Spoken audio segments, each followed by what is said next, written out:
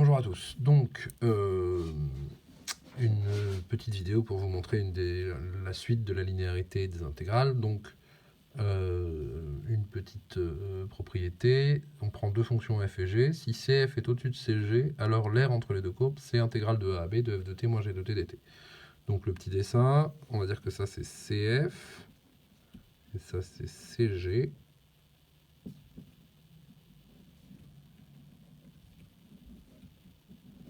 A à b. Et donc,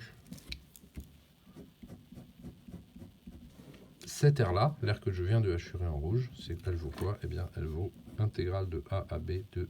Alors, elle vaut quoi en fait? Elle vaut intégrale de a à b de f de t, hein, c'est-à-dire tout ça, toute cette aire-là, moins intégrale de a à b de g de t. Pardon, je sais pas pourquoi je l'ai écrit en rouge. Voilà. Intégrale de a à b de f de t moins intégrale de a à b de g de t. C'est-à-dire en fait la différence entre ça, entre toute l'aire là, et j'enlève l'aire sous la courbe de g. Eh bien, ça vaut quoi? Ça, par linéarité de l'intégrale, ça vaut intégrale de a à b de f de t moins g de t dt. Voilà. Alors, donc un petit exercice pour appliquer ça, le 90, page 226. Donc, vous avez deux courbes tracées. Vous avez donc une fonction f qui est une parabole. Alors, ici c'est 0, ici c'est 5. Et une fonction g qui est affine. Hein. Hop. Ça c'est cf et ça c'est cg. Alors, donc f de x c'est moins 3x au carré plus 15x. Et g de x c'est 3x. Donc, il y a deux aires. Il y a l'aire d'une surface A1 qui est ici. Je la fais en vert dans le bouquin, j'ai pas de vert donc je vous la fais en bleu. Et l'aire d'une surface A2 qui est ici. Et on se demande quelle est la plus grande de ces deux aires. Alors, comment faire ça? Eh bien, alors, on peut essayer de regarder le lien avec la propriété précédente, c'est-à-dire que c'est l'aire entre deux courbes. Bon, l'aire entre deux courbes, ça ressemble pas mal à A1 quand même. C'est l'aire entre F et G. Donc A1, on se dit qu'on va pouvoir le calculer. A2, c'est plus compliqué. Calculer l'aire A2, c'est plus compliqué. Par contre, ce qu'on peut faire, c'est calculer l'aire totale. Hein. Donc l'aire totale, A1 plus A2, qu'est-ce qu'elle vaut? Elle vaut quoi, l'aire totale à 1 plus A2? Eh bien, tout simplement, hein, c'est l'aire sous la courbe CF. Donc, elle vaut intégrale de A à B de f de x dx. C'est-à-dire, A et B qui sont connus, c'est intégrale de 0 à 5 de f de x dx. C'est-à-dire, intégrale de 0 à 5 de moins 3x au carré plus 15x dx. Et ça, qu'est-ce que ça vaut? Eh bien, la primitive n'est pas très compliquée à trouver. La primitive de 3x au carré, c'est x au cube. Hein. Si vous dérivez x au cube, vous obtenez 3x au carré. Donc la primitive de moins 3x au carré, c'est moins x au cube. La primitive de 15x, eh bien, si vous dérivez x au carré, vous obtenez 2x. Donc pour obtenir 15x, il faut 15 demi de x au carré. 0,5. Et donc ça fait moins 5 au cube plus 15 demi fois 5 au carré. Et donc l'aire totale, elle vaut... Alors, j'ai le papier quelque part. Qu'est-ce qu'elle vaut? Elle vaut 62,5 UA. Unité d'air.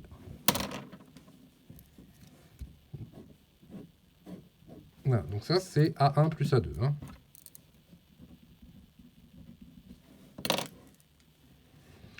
Alors, ensuite, il faut calculer, donc on a dit qu'on pouvait calculer A1. Donc A1, c'est l'aire entre CF et CG. Le problème, c'est que pour utiliser la formule, il faut que c'est quand F est au-dessus de G. Alors, jusqu'à quand F est-il au-dessus de G? Il faut regarder où les courbes se croisent. Et on voit sans trop de problème, on le voit sur le graphique de l'exercice, que c'est en 4. Vous pouvez calculer F de 4 et G de 4. Hein, vous vérifiez, ça donne bien la même chose, ça donne 12. Donc, ici vous avez 12 pour les deux fonctions. Vous vérifiez. Voilà. Vous vérifiez en remplaçant x par 4. Ici et là, ça donne la même chose. Voilà. Donc l'aire A1, qu'est-ce qu'elle vaut? Eh bien, d'après ce qui précède, c'est intégrale de 0 à 4. D'accord? C'est cette partie-là. Hein, on oublie ce qui se passe après. C'est 7. On calcule donc cette aire-là. Donc ça s'arrête ici, à 4. Intégrale de 0 à 4 de f de x moins g de x dx.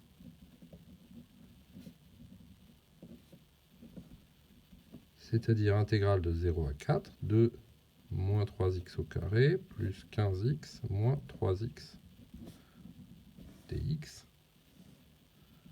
C'est-à-dire intégrale de 0 à 4 de moins 3x au carré plus 12x dx. Donc, vous calculez, prenez la primitive. La primitive de moins 3x au carré, c'est moins x au cube. La primitive de 12x, c'est 6x au carré. De 0 à 4. Ah oui, je me rends compte que là, j'ai calculé que la valeur en 5, parce que évidemment, la valeur en 0, c'est 0. Hein. Si vous remplacez x par 0, ici et là, ça donne 0. Donc ici, il va se passer la même chose. Ça vous donne moins 4 au cube plus 6 fois 4 au carré. Et vous trouvez 32. A1 égale 32.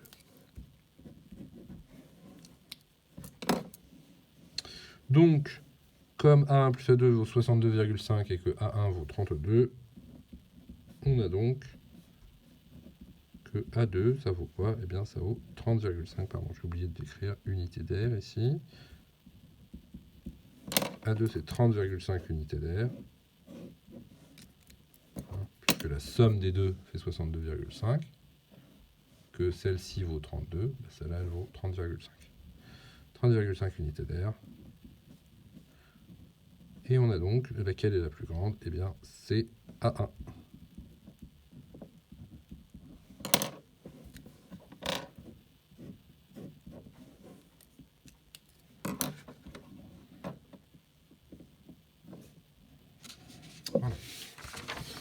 Voilà.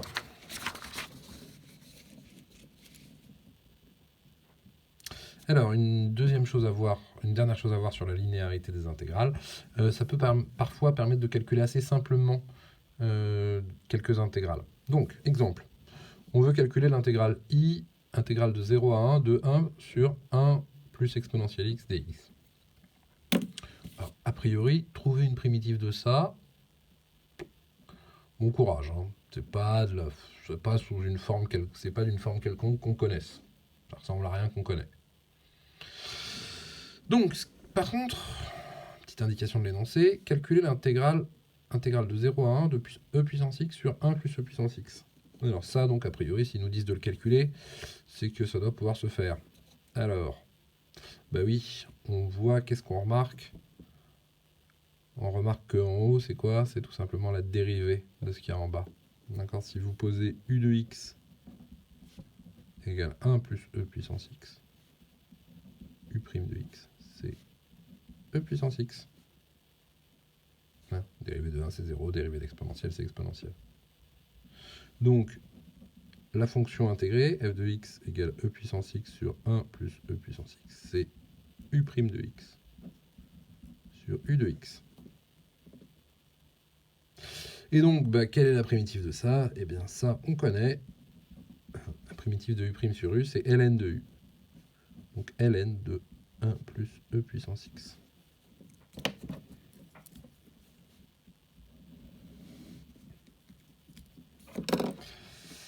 Voilà, alors donc du coup, l'intégrale j, ça vaut donc ln de 1 plus e puissance x, 0 et 1. Ça fait donc ln de 1 plus e, la valeur en 1, moins ln de 1 plus e puissance 0. Ça vous fait ln de 1 plus e moins ln de 2. Puisque 1 plus e puissance 0, ça vaut 1 plus 1, c'est-à-dire 2. Voilà.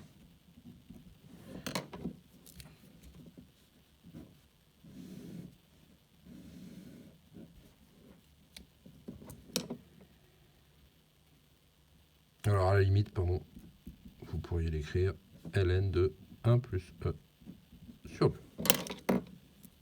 Voilà, en utilisant les propriétés du ln, hein, ln de a moins ln de b, ça fait ln de a sur b. Les deux sont équivalents. Alors, en utilisant la propriété, calculez très simplement i plus j. Vous allez voir que c'est assez facile. I plus j, c'est quoi? Eh bien, c'est l'intégrale de 0 à 1 de 1 sur 1 plus e puissance x dx, ça c'est i, plus intégrale de 0 à 1 de e puissance x sur 1 plus e puissance x dx. Ça fait quoi? Eh bien, par linéarité, c'est comme... Donc, on fait la somme des intégrales sur le même intervalle. C'est comme si on ajoutait d'abord les fonctions. C'est 1 sur 1 plus e puissance x plus e puissance x sur 1 plus e puissance x dx.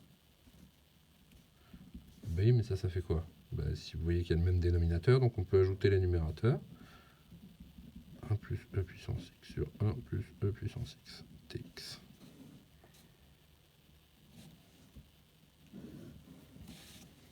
Donc i plus j, 1 plus e puissance x sur 1 plus e puissance x, ça fait 1. C'est le même nombre. Intégrale de 0 à 1 de 1 dx.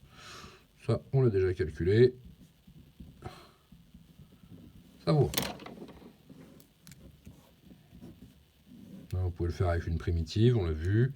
Sinon, tout simplement, c'est l'air. Hein. L'air de la fonction constante égale à 1. Entre 0 et 1, vous dessinez. Ça fait 1. Donc, i plus j égale 1.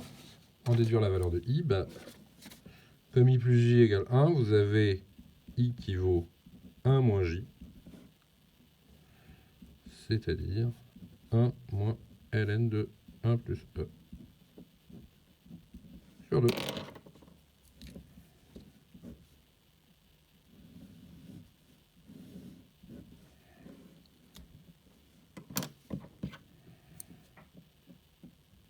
Voilà.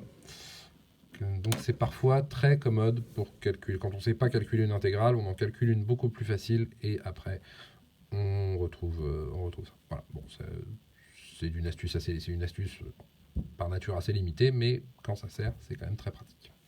Voilà, merci à vous.